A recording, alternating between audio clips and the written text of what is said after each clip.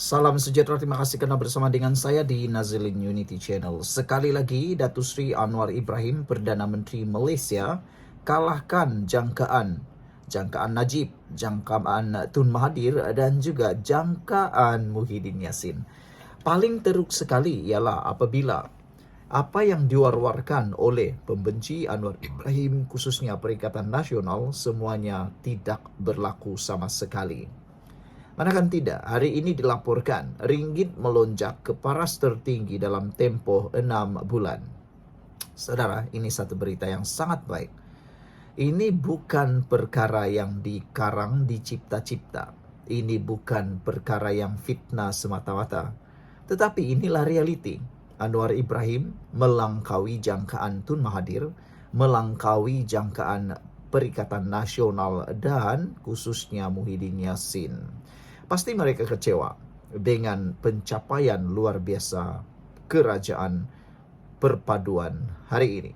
Nampaknya kerajaan perpaduan yang ada sekarang ini dengan dianggotai dan dipimpin oleh Anwar Ibrahim, yang mana diketuai oleh Pakatan Harapan Barisan Nasional GPS dan GRS, kini mengurak langkah yang luar biasa dan dijangkakan dengan adanya laporan-laporan seperti ini, pencapaian-pencapaian luar biasa seperti ini akan memberikan kesan yang sangat buruk kepada Perikatan Nasional dan dijangka bukan sekadar 10-20 kerusi Perikatan Nasional akan tumbang dalam pilihan raya akan datang, dijangka 35 kerusi Perikatan Nasional akan tumbang.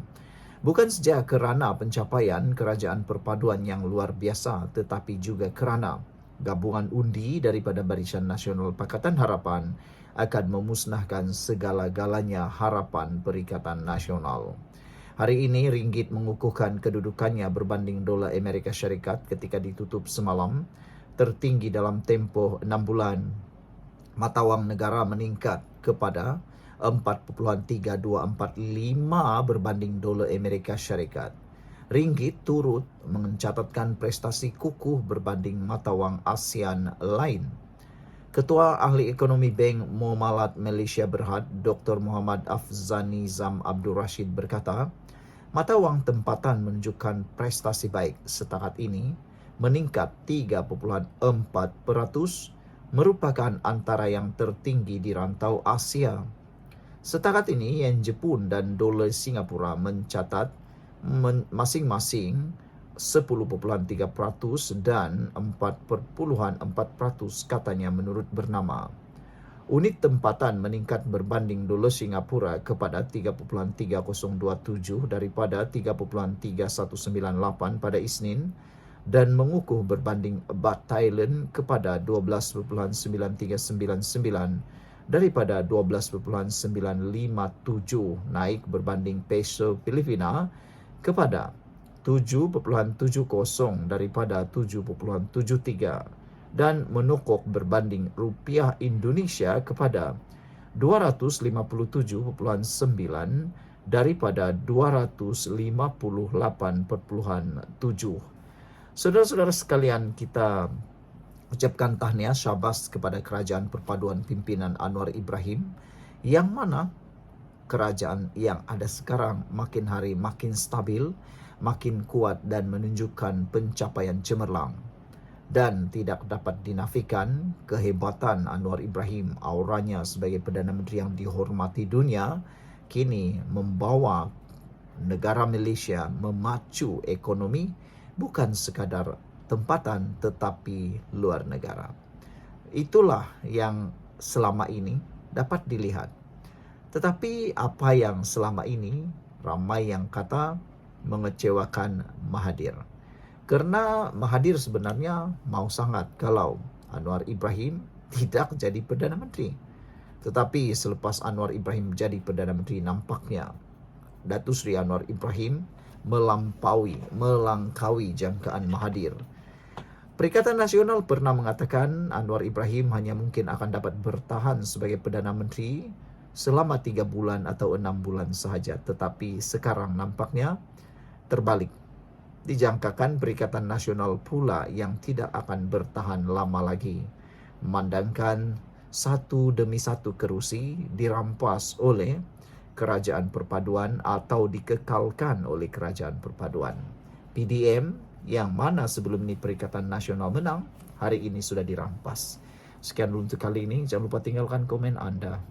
Salam sejahtera, terima kasih karena bersama dengan saya di Nazilin Unity Channel.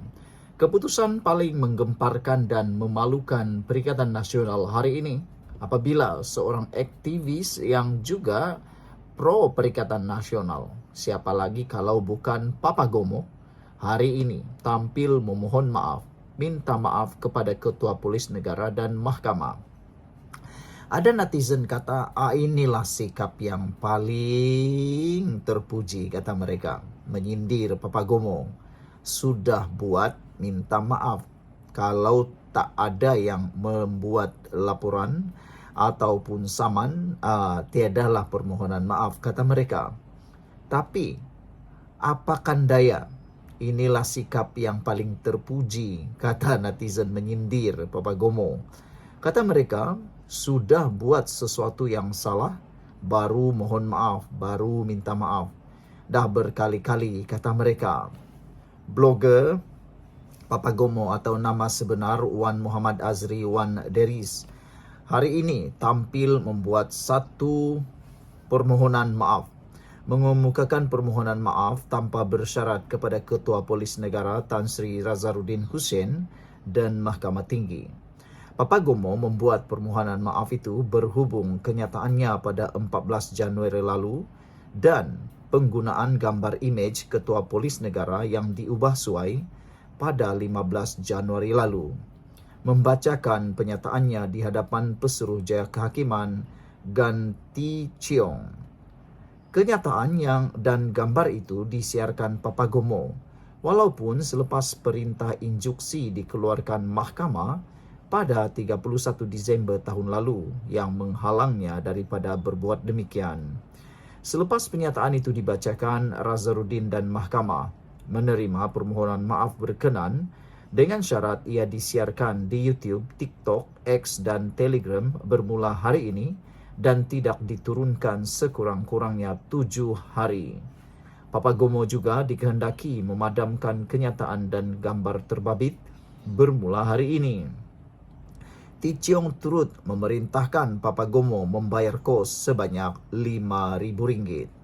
Pernyataan maaf itu berbunyi, saya, Wan Muhammad Azri bin Wan Deris, dengan suci hati tanpa apa-apa syarat memohon maaf kepada mahkamah yang mulia ini, kepada Ketua Polis Negara Tan Sri Razaruddin Hussein di atas penggunaan perkataan berunsur fitnah dan khianat terhadap planatif pada terbitan bertarikh 14 Januari 2025 dan penggunaan gambar Ketua Polis Negara yang disunting pada 15 Januari 2025. Kata Papa Gomo, saya mengaku janji tidak akan mengulangi sebarang kenyataan fitnah dan kesat terhadap Ketua Polis Negara dan akan memadamkan kenyataan bertarikh 14 dan 15 Januari ini. Mahkamah hari ini sepatutnya mendengar prosiding komital yang diperoleh Ketua Polis Negara terhadap Papa Gomo. Bagaimanapun beliau diwakili Peguam Muhammad Rafiq Rashid Ali memaklumkan mengenai hasrat anak guamnya untuk meminta maaf. Pada prosiding itu, Raam Kumar bertindak sebagai pihak Razaruddin.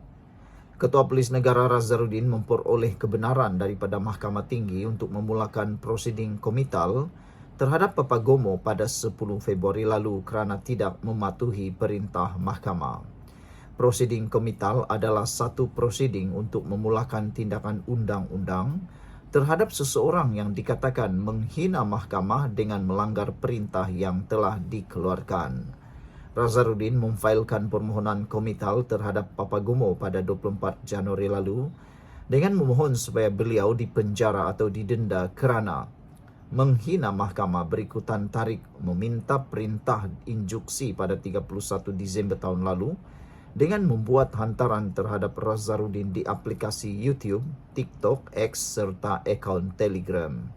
Mahkamah mengeluarkan perintah injuksi melarangnya daripada menerbitkan kenyataan berbau fitnah di semua platform media sosial yang ditujukan kepada Nazarudin, sehingga perbicaraan kes saman itu diputuskan oleh mahkamah. Papagomo juga diperintahkan menarik balik, menurunkan dan memadamkan penerbitan berkenan. Pada 26 Disember tahun lalu, Nazarudin memfailkan saman fitnah dengan menuntut ganti rugi 3 juta ringgit daripada Papagomo. Saman berkenan difailkan berhubung kenyataan Papagomo yang melabelkan Nazarudin sebagai pelacur banduan terhormat dan penjilat kepada Perdana Menteri Datuk Seri Anwar Ibrahim. Perbicaraan kes saman itu ditetapkan pada 28 hingga Disember 2026 dan 11 hingga 15 Januari 2027. Sekian dulu untuk kali ini. Jangan lupa tinggalkan komen anda, tekan butang subscribe. Kita jumpa lagi. Bye-bye.